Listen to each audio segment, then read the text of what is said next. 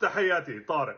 Look, Okay, I Israel, have you three prove your goals. point. No One one's going to goal stop you. is You can do to whatever you defeat want to do. Hamas. Sorry, they're actually stronger than ever. The second is to bring back. You don't like America? Get out! Sorry again. Get out with the Israeli government. It's not about liking or disliking anything. It's about saving children's lives. 100 kids are being killed every single day.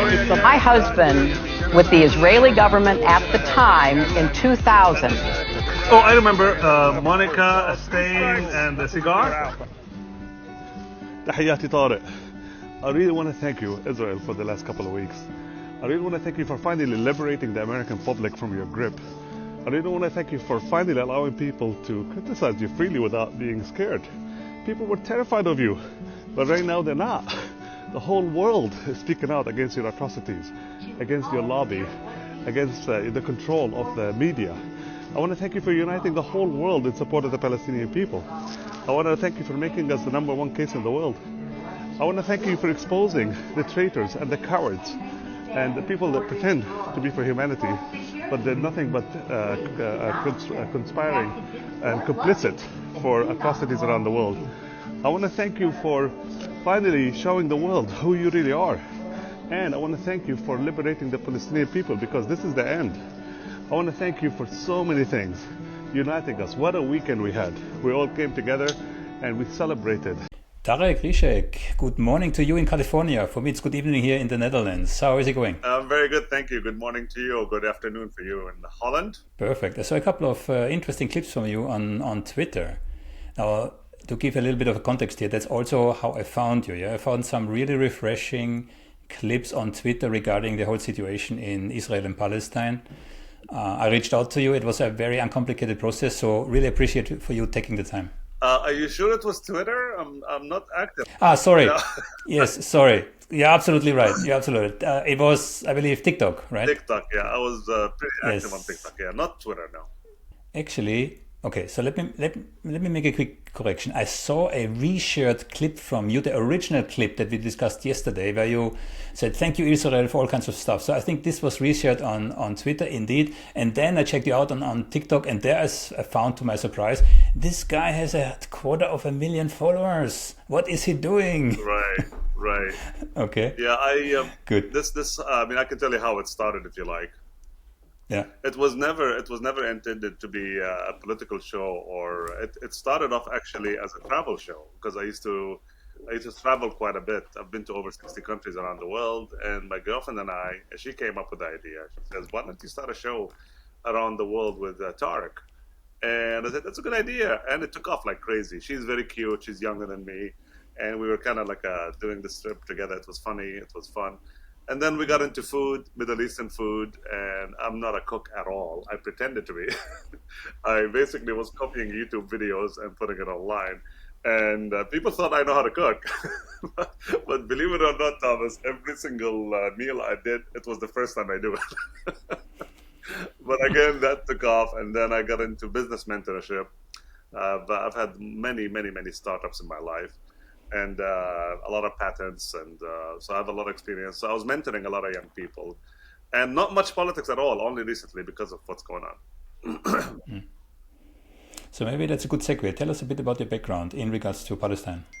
Well, I'm Palestinian. I was born in Jerusalem. My family is from there. My grandfather actually was the first martyr, shaheed is what we call him, in Jerusalem. And so my family goes back there. I was never active politically growing up. When I moved to Orange County, I started a union for Palestinian people. Sorry, let me put it on mute. And then, but I wasn't active. I was never really active, just express my opinions. When did you leave? I never lived in Palestine. I was just born there. We had a very comfortable life in Kuwait. My family was already in Kuwait. My father was very well established in Kuwait. And so we had a pretty comfortable life. And I moved to the US when I was 15. I went to college in Illinois, in Bradley University, and then moved back, worked for my dad for a little bit, and then came to California in 1990, and I've been here ever since. Okay, so you're born in Jerusalem, you said. Yes. You spent your youth in Kuwait till you were 15, and then when you were 15, you went to the US. Yeah, I mean, not to brag about graduating pretty young. I was in college at 15 years old, and so I went straight to Bradley, and I graduated in my early 20s, and so and then I moved back to Kuwait a little bit, worked for my dad, but I've been here ever since. Yeah. And how was it for you to integrate into the US? How was that an easy process? Was it difficult? How did you experience that? At 15, it was very difficult because all the other kids in school were 18, and I was much younger, skinnier, and trying to fit in. So my biggest my biggest insecurity was my accent, because I went to British schools. So all my life I spoke British, not American English, and I was very self-conscious of that, and so I had to work on that and just fitting in with the American. But I'm always social, I'm always laughing, I'm always having fun. So I disarm people with a kind word or a smile. So it worked for me. Yeah, I think that's also the reason why your TikTok clips are working. You know, it's not confrontational. It's easy digestible. Yeah. Thank you. Yeah, it's not, as you know, it's not organized or planned, or it's not a business. It's just fun. There is absolutely no you can't monetize it, or I don't know how to monetize it.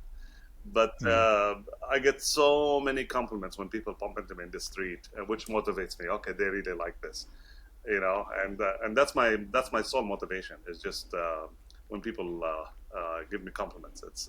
And I'm doing a service, I hope. So usually when I interview people, I have subject matter experts, so real subject matter experts on my other side. Just a couple of examples. Gideon Levy is a reporter for the Haaretz, quite known. I have a couple of those so-called new historians, Benny Morris, Avi Schleim, recently what they published, yeah. And some other people in that direction, Noam Chomsky, yeah. In your case, I found it interesting because I think you represent the other side, let's say the real life side, yeah? So you have the historians and the academics, I have a whole string of them, but you represent the other side, the real life side with personal experience. So I thought that might be an interesting angle to explore what not only you alone, but I'm assuming you're in an environment, you know, with Palestinian Arabic people, even in the US, right? So to explore the sentiment on what's going on right now, and I probably should have said at the beginning, we are now, the 5th week after the Hamas attacks, where Israel now has dropped more bombs than in any other comparable confrontations ever. There are more civilians killed than ever from all those people who are living in the Gaza Strip. There are 50% are below 17, I believe, right? Correct, yeah. The level of destruction what we have seen is unprecedented. Yeah. Correct. So now here, I hand it over to you. Well.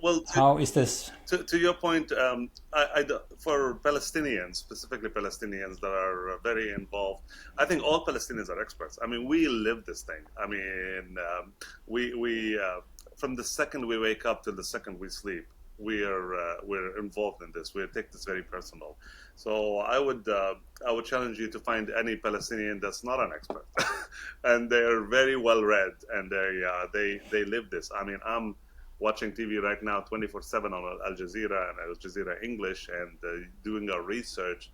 So probably you don't have to be a student of it. You live it. So we're very, very involved in this. So a lot of Palestinians can dig into it and explain to you what's going on, or where it is going, where it's leading. I mean, I appear like an expert when I go on social media because I do my research. And again, every second of our lives, we are involved in this. We take it very, very personal, and it's extremely emotional, and so it consumes our lives every single day. And not just me. I mean, I just got back from Washington, D.C. on that demonstration, and you wouldn't believe. I mean, there was, as far as the eye can see, there were people, you know, and they're all extremely knowledgeable about what's going on. Same today in London. I don't know if you saw it. The estimates are somewhere between 2 and 4 million people. I don't know what's right. I don't have the exact numbers. Yeah, but it was massive. Yeah, my God. I got little video clips from people I know who participated there as kind of observers, right? But it was really really big. There are helicopter shots from I believe BBC or so. Really, even from the helicopter, as far as I can see, you have people. So it was pretty big. Yeah. Yeah, I think the kettle has flown. Basically, I don't think there's going back. I think everybody, when I did that thank you video, which is covered now on Al Jazeera, it was on Sky News. It was on a lot of retweeting, to your point, or reposting, and so I guess it made it to Twitter. I didn't know that. And I think what besides being from the heart, what was I was saying, and as you know, I don't rehearse stuff. I just go for it. I said something very important when I said, like, I think it's over. I thanked Israel for exposing themselves. I thanked I was actually celebrating. You know, what we did in Washington D.C. was a celebration of the end of this genocide. Of course it's not going to stop tomorrow, but it's not going back. There is no way back. The American public is very aware of what's going on. Even Biden has backtracked. Macron has backtracked already, and I don't think there's going back. I think this is enough is enough, basically. This is a long tried and tested strategy to address the proximate question, the what, and neglect the ultimate question, the why. So which is why up until recently, any interviewer, any reporter who spoke with a Palestinian, the first question with a microphone under the nose was, do you condemn the Hamas attacks?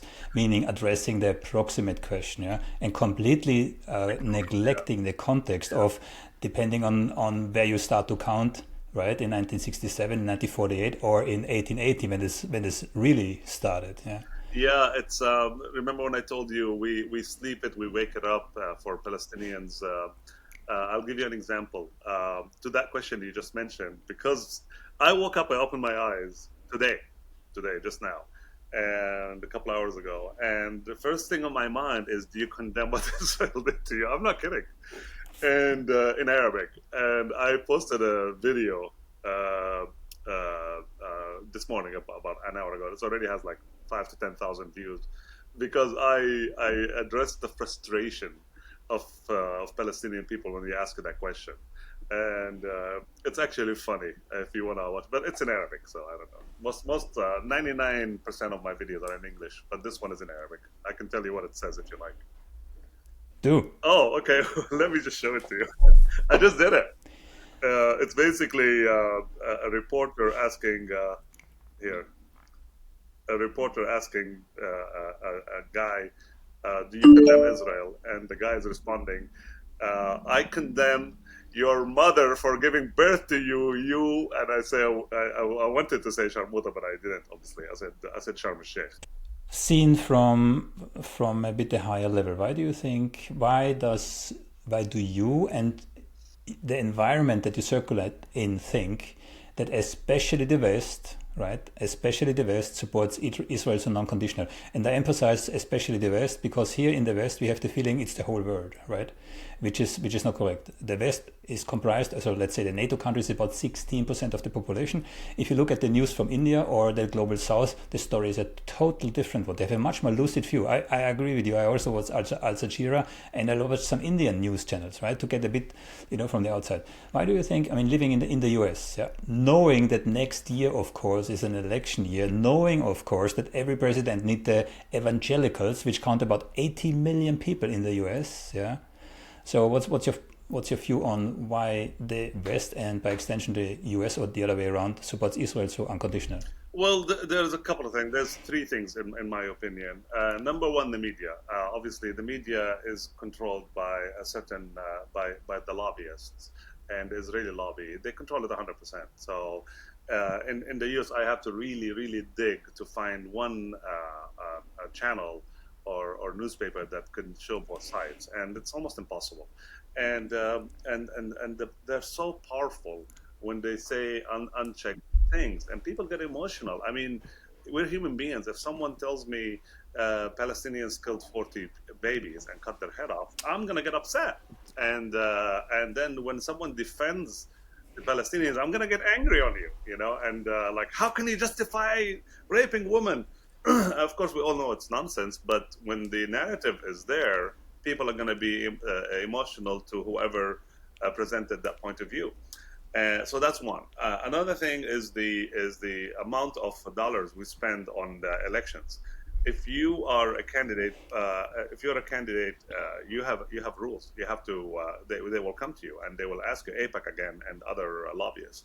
They will come to you and check for your loyalty.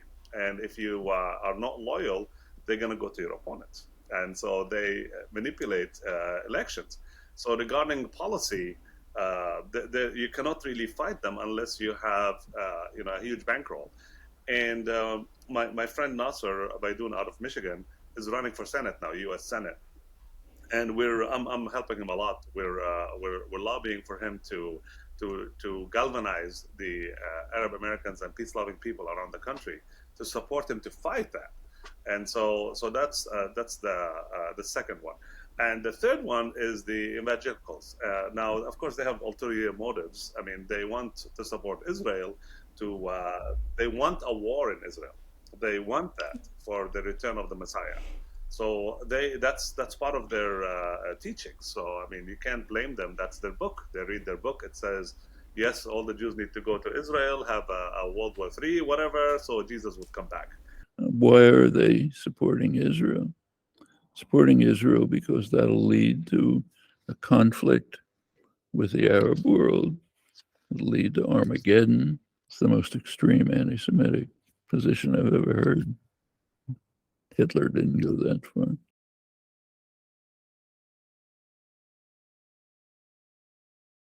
So you got those three reasons, in my opinion, why the opinion is so sided towards Israel, which is shifting, obviously, tremendously right now. I think this last numbers I read, like 75% of the U.S. public wants a ceasefire. 75%. And we have 0 senators that agree with that. So obviously for those reasons. It shifts also in another way, which I found interesting. So there was a poll done, I try to remember by whom, by CNN or by Gallup, I don't know anymore. A recent poll which shows that the older the people are, the more they support Israel, and the younger the people are, the less they support Israel. Yeah? So there's a generational shift going on too. Well, yeah? well it's more of their source of information. The older people are not very big on social media. The younger kids are glued to social media. My children never watch TV. I mean, the only time they watch TV is if they're watching a Netflix show. They don't go to CNN and like us or me, older people. We live on the daily news, so they are more controlled by that. But the younger ones have many options. The lobby and the Israeli lobby does not have a hold on the social media yet. I have a very strong feeling that TikTok is going to be banned in the US soon. I have a very strong feeling. There is, again, this is information that I'm not entirely sure if that goes through, but if I'm correctly informed, then Twitter will introduce a digital ID. I mean, the digital ID for the internet is anyway coming. Yeah, I work in IT. Yeah, that's my career. Yeah? Digital ID and CBDCs, as a central bank digital currencies, are coming hard and fast. People have no clue what's coming. Yeah, right. But Elon Musk wants to introduce. That's according to my information. So Elon Musk wants to introduce the digital ID for Twitter, and now comes the kicker. The company behind who is doing the verification is an Israeli company. That means an Israeli company would get all the information of every single Twitter user in the world. Yeah. Now, I hope nobody nails me on the cross if that's not 100% correct. This is secondary information. Yeah. But if that's happening, so many of my contacts say if that happens, I'm gone from Twitter. Problem is, what's the alternative? 100%. That's the problem. Yeah, we're not. I mean, it's only a matter of time, I think, before it's controlled. But Elon is smarter than that. Elon is a very smart guy, and Elon is not going to be bullied. He already spoke out against what's going on, actually, and I don't think anyone can bully him. or sway him. He is for free speech. He is for humanity, and it's not like he's counting on anybody for a payroll or for a job. So I'm not so worried about X or Twitter. I'm more worried about TikTok, especially because Instagram and Facebook are already, as you know, one unit. yeah, one unit, and they're controlled. But not TikTok yet. I have no doubt there's going to be regulation very soon to ban TikTok because it's out of control for them. So yeah, pretty positive it's going to happen. Yeah. Who knows? And then again, what are the alternatives, right? There needs to be a decentralized, like we have in crypto, or decentralized exchanges. There needs to be a decentralized platform. I mean, technologically, that's no a huge obstacle anymore, right? We have all the elements are in place. Right. There will be alternatives to your point, but it's going to take huge efforts to get it to the level of TikTok or Instagram. There are already other options, as you know, but they're going to silence a lot of people. However, I think the cat is out of the hat, as what they say. I think there's no reversing what the progress that humanity has done for equality and justice and peace. I think with what's happening now, you're absolutely right. We will not go to the past. The status quo from then is over. Either way, the status quo is over. Yeah? I agree. And I do believe, I mean, from a purely humanitarian perspective, how, as a serious politician, let's forget the people on the street for the moment, because as a behavioral analyst, I can tell you it's very easy to influence people en masse, especially. Yeah? But as serious politician, right? How can you defend this mass slaughter? As a humanitarian, I cannot understand. Don't they see what's really going on? Well, I mean, sorry, go ahead. No. Well, they do, but they justify it as if it's collateral damage, and then they always throw in inside, not in public. Well, we did Hiroshima and Nagasaki, and we killed people, and there was a lot of collateral damage, and so they kind of like laugh about, they smirk. I put a video about it. A lot of my American friends, they smirk. 4,000 babies, that's the cost of war. And but then when you tell them, okay, I get it, I get it. There is a Hamas under every baby's bed. I get it. That's collateral damage. Fine, but how do you justify white phosphorus gas on people? And all that does is it burns the skin to the bones. I mean, how is that getting Hamas? It's also illegal under international law, right? But I mean, how many laws have they broken? Do you think they don't Exactly. care because they have the big bulldog here, America, vetoing anything any kind of resolution? And then how do you justify like water? I mean, how is water gonna get Hamas? How is food? How is medicine? Like, let's say, fine, they didn't bomb the hospitals. It was we had, I think, 20 or 30 hospitals bombed. So there was 20 rogue Hamas rockets. Fine. I mean, take the narrative. Fine. But why stop medicine from the hospital?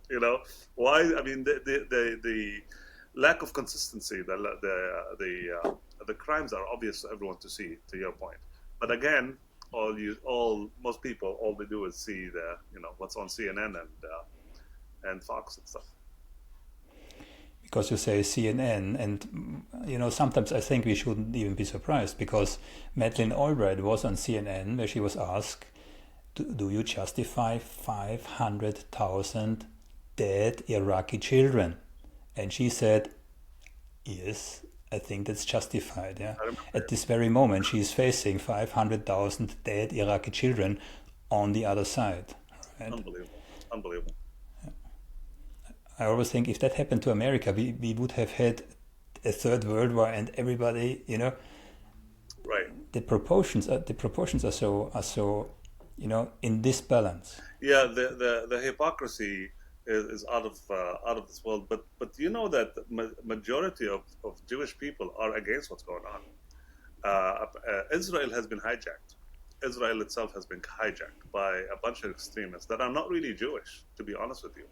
If you want me to go into history, they're Khazars. They're from Eastern Europe, and they've adopted the Jewish religion. and they're extremists. They're if you remember Genghis Khan, I mean, they're people Genghis Khan. as ruthless as the Mongolians, and those people have absolutely no respect for human life whatsoever. They're not exactly religious. I mean, the Jewish religion doesn't teach this at all. I was with a lot of Jewish people in Washington D.C., and I mean, in the Torah and in the religion, they do not support a creation of a country. This whole thing is one big mafia, and that mafia controls Israel. And the Israeli public does not want that. Israeli children want to go to the park. They want to go swim. They want to have a party. They want to go to a rave. They want to go to the beach. They don't want to go to a war every other year. But the extremists are ruling it, and they are extremely passionate about their plan of Greater Israel. So, in my opinion, this whole thing is just an excuse. My theory was that exactly what you mentioned, Iraq. We lured Iraq into Kuwait. I mean, I was in Kuwait when that happened, and I remember vividly. The U.S. ambassador in Iraq told Saddam Hussein. I mean, we saw the tanks and the fuel. And the fuel of the tanks are right there. We had no doubt whatsoever that they're going into Iraq, and obviously. So we knew 100%, and we went out in public, and the ambassador was a lady, I forgot her name, and she went out and she said, "We have no deal with Kuwait, do what we like." So it's an internal affair, she said, yes. So that was the excuse.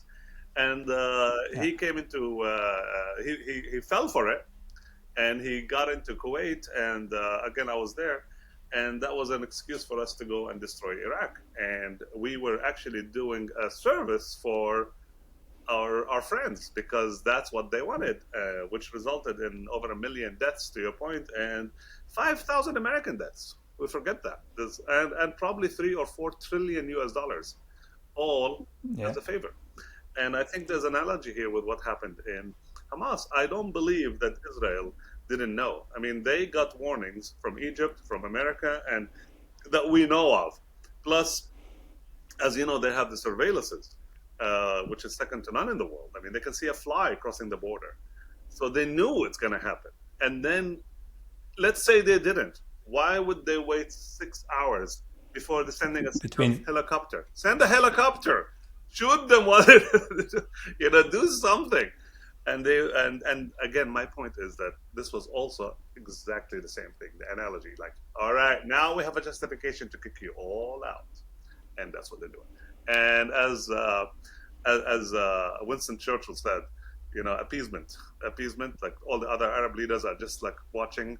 And what did Winston Churchill say? He said, appeasement is like watching or letting a crocodile eat your neighbor before he eats you. And so I think it's only a matter of time where they come back and get the rest of them in the West Bank. Yeah, you said a couple of very interesting things. Let me just... If by any chance, no, I don't have it open anymore. You said Winston Churchill, yeah. There are some collected statements from Winston Churchill, yeah. Also, first of all, Winston Churchill was an extreme racist, yeah. He used poison gas, also all kinds of stuff. Also, whoever uses, I don't mean you don't use him as a reference, yeah. But some people said, Zelensky, Ukraine is the new Churchill. I agreed, but the real Churchill, not. This idolized version. Yeah, Yeah, I mean, I'm not saying that he's a hero by any stretch. No, I'm just saying his line, which he used about appeasement. We're watching a crocodile eat you. Yeah, I understood. Before he eats you, and that's going to happen to all the people appeasing what's going on. Yeah, very very briefly, because you mentioned the keyword hijacked. Yeah, I interviewed Tom Suarez. He's the author of the book Palestine Hijacked, and this book is basically a whole litany of let's say war crimes that Israel committed. Right. He's also very engaged. He was a violin teacher in Jerusalem, and he lived also in the West Bank.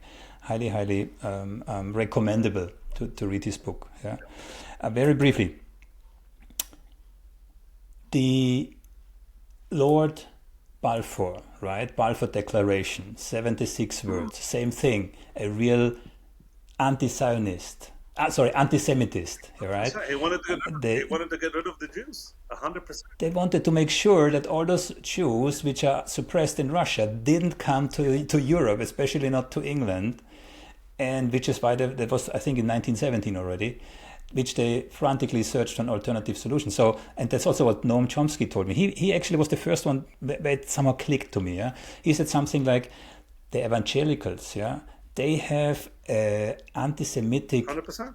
There's, and he said literally, not in the interview, yeah, not even Hitler went so far, yeah.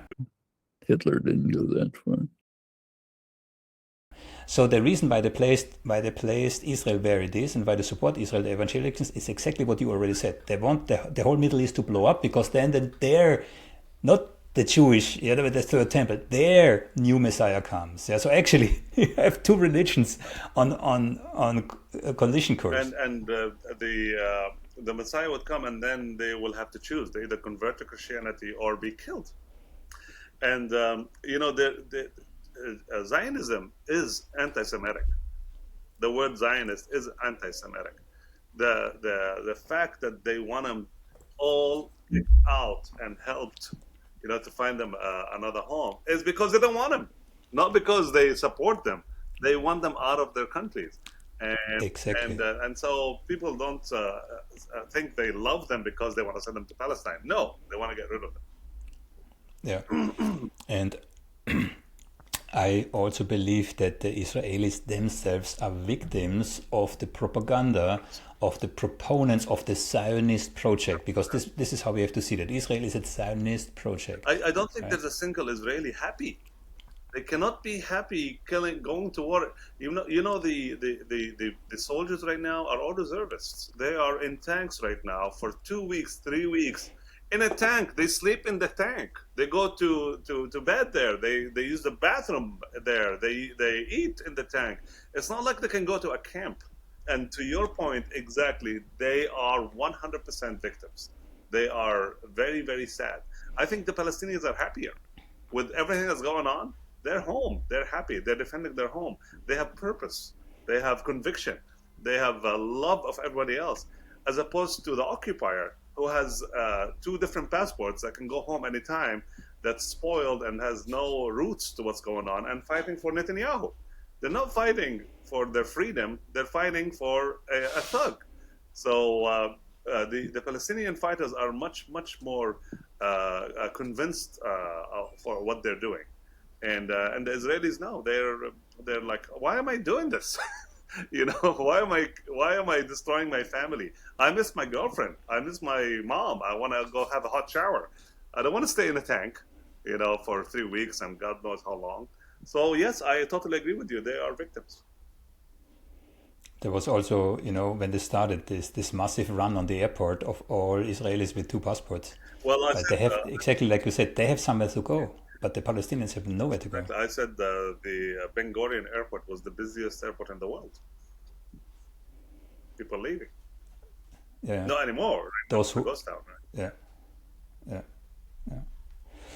When I I do quite some investigation now in regards to the massacre in Tantura in 1948. Yeah, I interviewed already one survivor, and I fly on Wednesday. I fly to Jordan to interview another survivor. Right?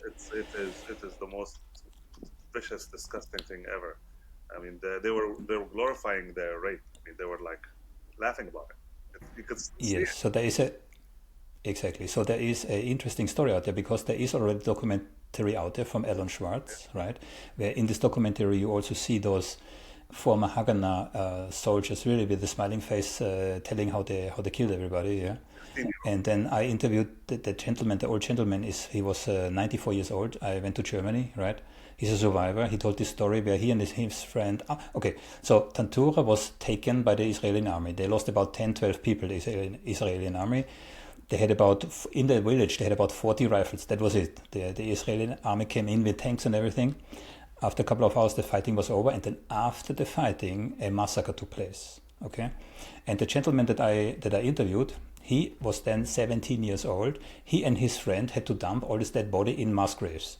And suddenly his friend, you can see it on my interview, it's not yet published. Yeah?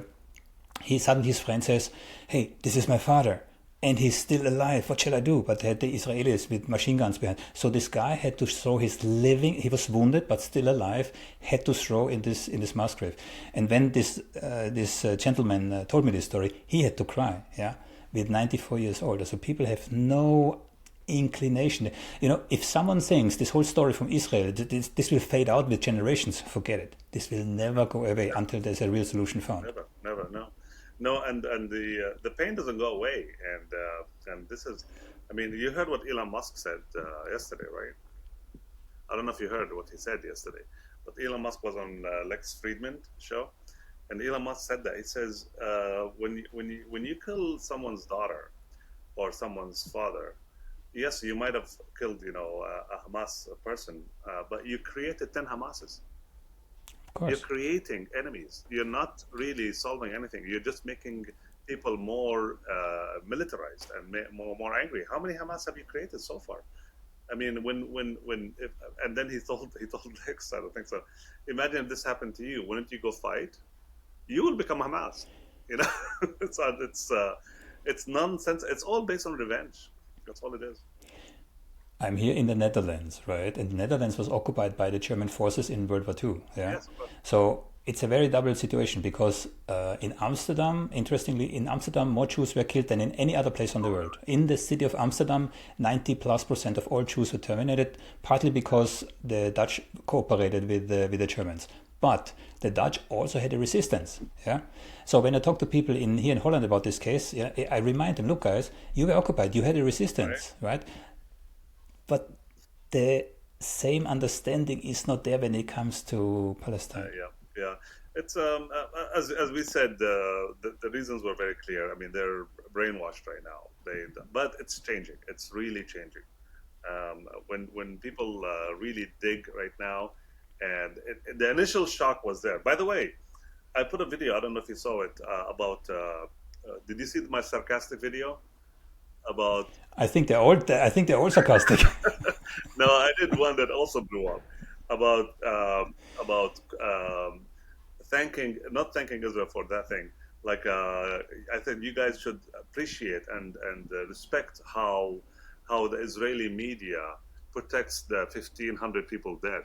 How they don't show you the pictures, and all the millennials in the music festival with their phones. They have phones with all the 250 people that were killed, but no, Israel would never stoop that low. They would never show you the death. About the women rape, they would never talk to their family members about the funerals. I mean, there's 1,500 people that were killed, right? There's obviously 1,500 funerals. We haven't seen one funeral. Again, out of respect for the dead, basically exposing their lies. I mean, I'm not saying nobody died. That's not what I'm saying at all. And it's very tragic what happened on October 7th.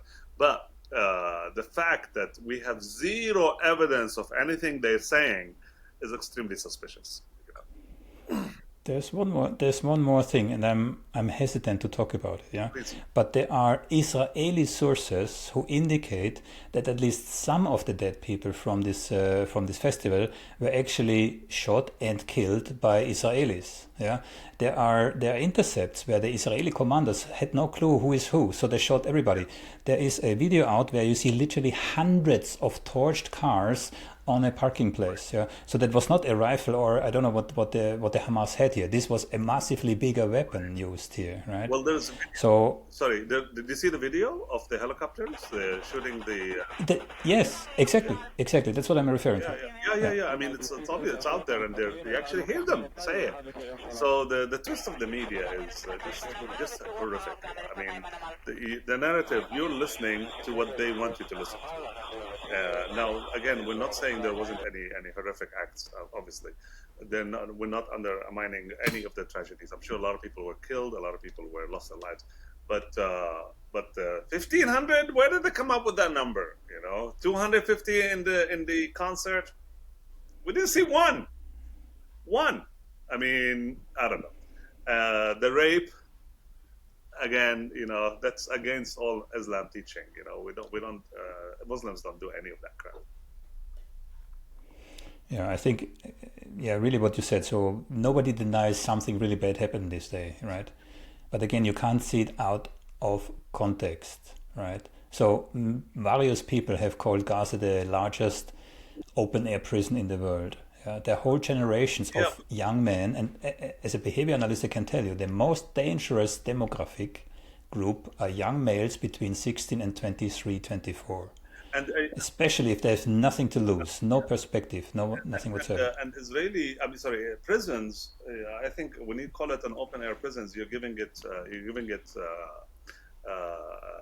a spin, a nice spin. When you're a prisoner, someone brings you food and water. Someone takes care of you if you're sick. So a prison is a compliment. I don't think it's even a prison. I think it's a hellhole is a better word, and genocide is what I think is going on. I think a prison would be an upgrade for them, in my opinion.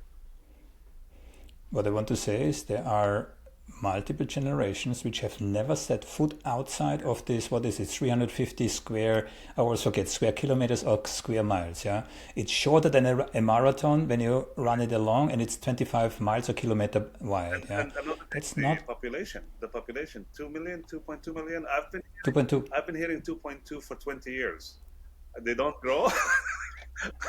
I would bet you it's at least 5 million. I bet you, because it's been 2 million for 20 years, and these guys have a lot of babies. So I don't think it's 2 million. It's probably more like 5. Yeah.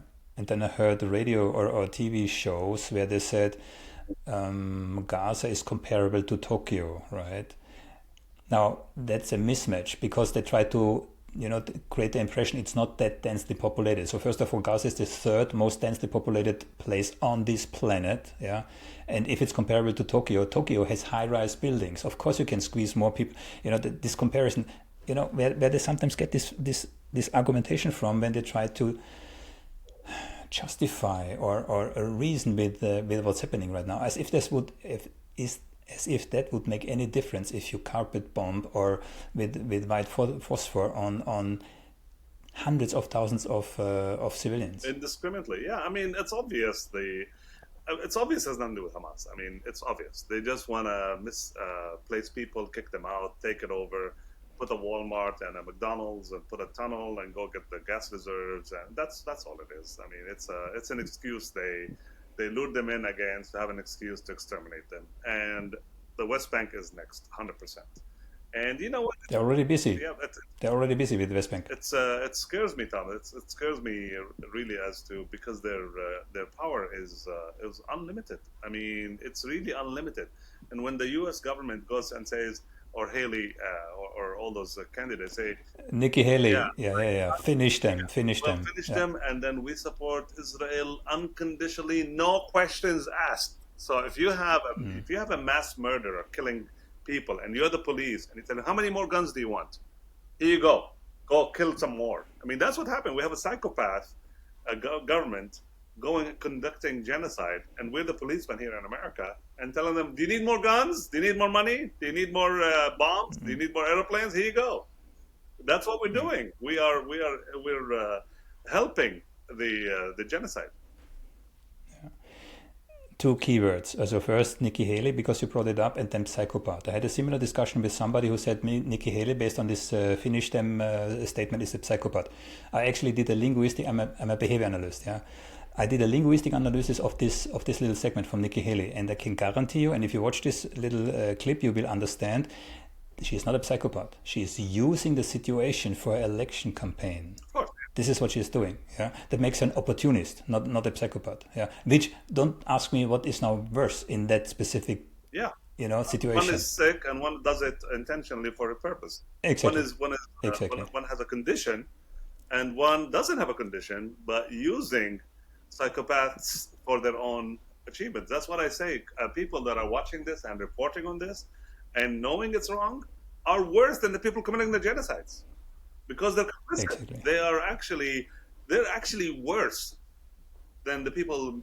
I would say a reporter on CNN or any other magazine on this channel that would say, the 40 babies or whatever, and knows it's a lie, is worse than the people killing children, because some people are very impressionable, and they would go act like the 6-year-old kid in Chicago.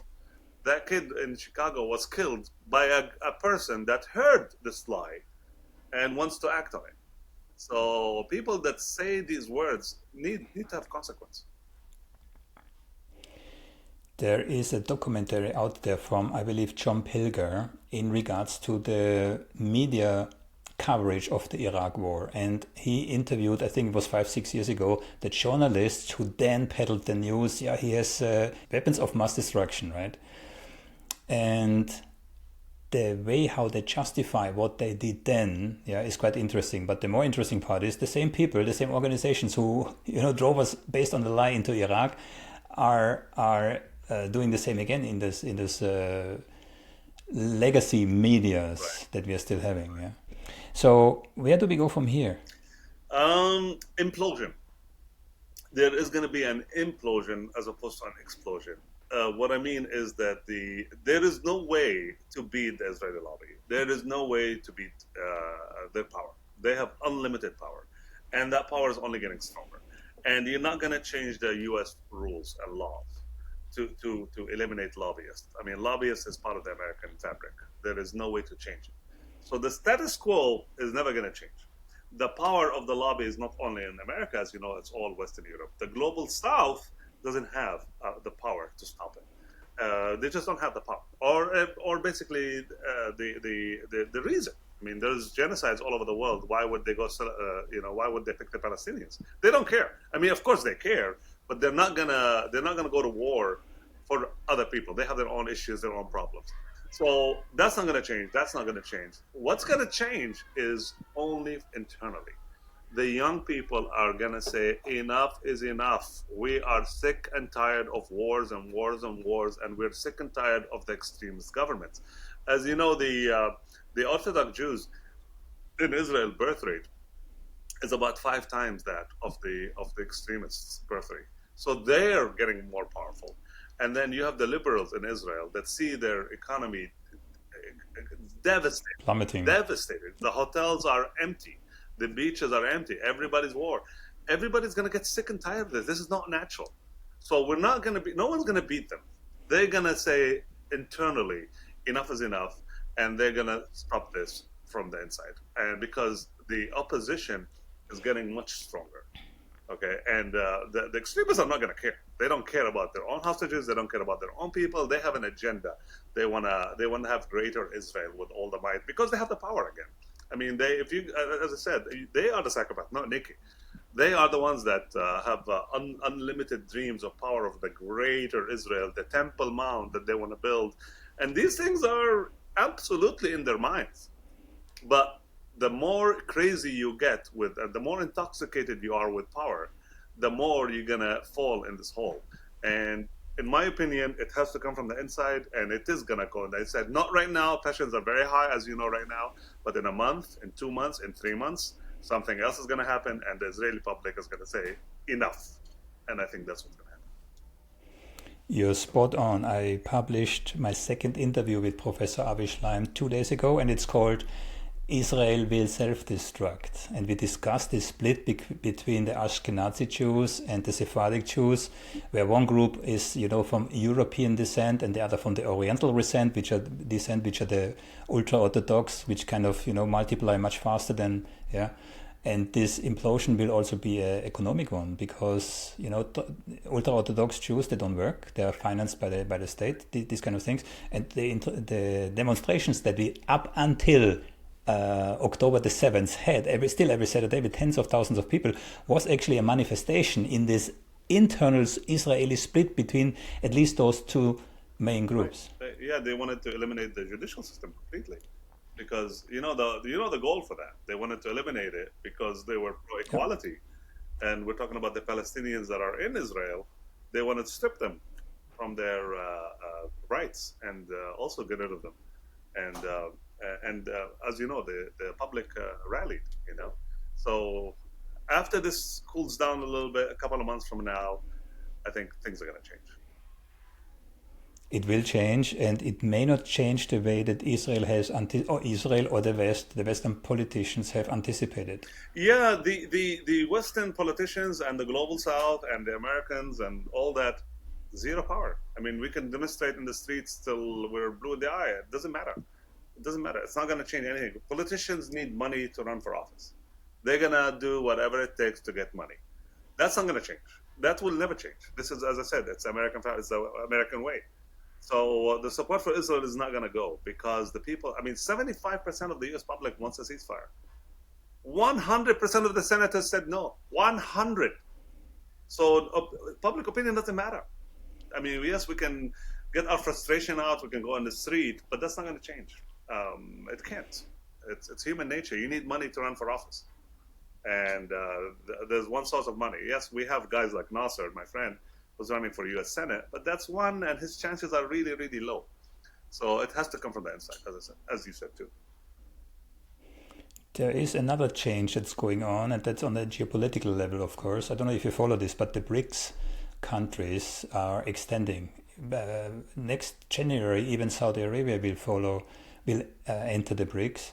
And as a consequence, it's almost like a cliche already, de-dollarization. So the petrodollar will little by little be undermined. But what many Americans do not realize, the petrodollar is the lifeblood of America. Without petrodollar, there will be not a single supercarrier left for America to finance, right? Yeah. So there are some changes. Yeah, they are, but they're really. I don't see anything happening in our lifetime. Eventually, 100%, nothing stays static. The world will change eventually, but our superpower in America will never be challenged. Not in our lifetime. Eventually, 100%, China is really peaking. But those China and Brazil and India and all these big countries, Russia, they're too big to fail. They're too big to get into a confrontation. If there is a confrontation between China and the US, the world will end. And the same with India, and the same with Brazil. And those are two big geopolitical situations that are that will never. They'll use proxies, 100%. They do that all the time, but they're not even. Ukraine. Ukraine. Yeah, look at Iran and Hezbollah and the Houthis and whatever. And but they will. Iran right now is on the verge of becoming a superpower. And the world has changed. The world's superpowers right now are not what they used to be. You used to put a military carrier in front of a country and they will all be scared. Right now, they have a $500 drone that can go sink that ship. What are you going to do? You have a super military with the best planes in the world, and you can send a drone to destroy the runway. What are the planes going to do? You have those drones or suicide drones can land into water treatments or nuclear reactors. So the superpower thing, a paper tiger. It's not really a superpower anymore. There are technologies coming up. The superpowers were built on World War II kind of wars, where tanks. Those tanks in Gaza right now, as I told you, the kids in there are just sitting there for weeks at a time in a tank in the heat. There's no camp for them. There's no like a tent. Where are they going to sleep? Where are they going to eat? Where are they going to go to the bathroom? Where is the shower? Where is their, and the Palestinians are in the tunnels, whatever, going home every night. Sneaking out and going back. So powers have changed. And it's not going to change as I said, it's not going to convince them to change their mind. They're not. Only internally, as I said. Rounding up this discussion, coming back to your environment in the US, and that's what I'm really interested in, because so far I've only spoken to scientists, but for American scientists or Israeli scientists, but in the diaspora, right? So are there any initiatives within the US? Disregard the protests right now. I just said today was a massive protest in London. I saw there are protests in many US countries, but real initiatives. Is there anything going on that you're aware of? There is Nasser. I told you he's my friend. He's running for U.S. Senate. There is Ilham, as you know, and Rashida, and those guys are already making a difference in the White House. Regarding initiatives, big plans, as I said before, no matter how organized they are, no matter how outspoken they are, even if they penetrate the media, it doesn't matter. Their control is way, way, way, way strong. And as I said, it's part of the system. And it's only actually getting bigger. As I don't know, I'm sure you know, and your audience knows, 80% of the S&P is controlled by 3 companies.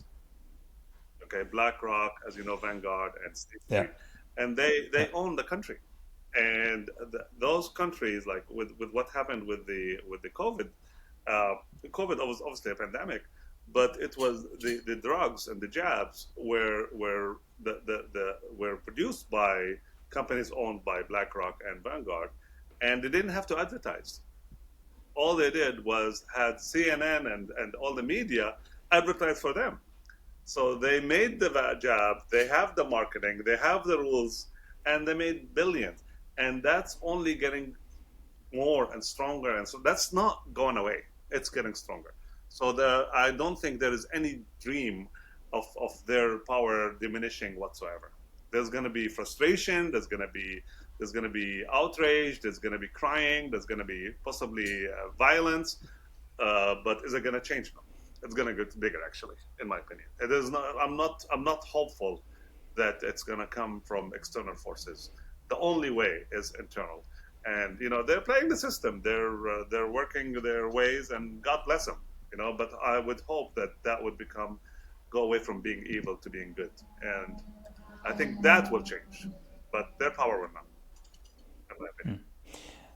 So I don't know if you can comment on it, but you're in America. You are in the US, where next year's election come in November. Yeah, so it's like a year from now. Yeah. So what are Donald Trump's chances, as far as you can tell? Very, very good. Very good. Really? Yeah, very good. I think Biden is not going to run. Biden is going to pretend to run, whatever, push it to the end, and I think he's going to have, if he makes it, he's not going to be able to stand up on a debate. He'll be crushed. So I don't think Biden is going to run, in my opinion. Who knows? But I think we're going to have a Trump for sure. He's going to delay he has to run to save his life.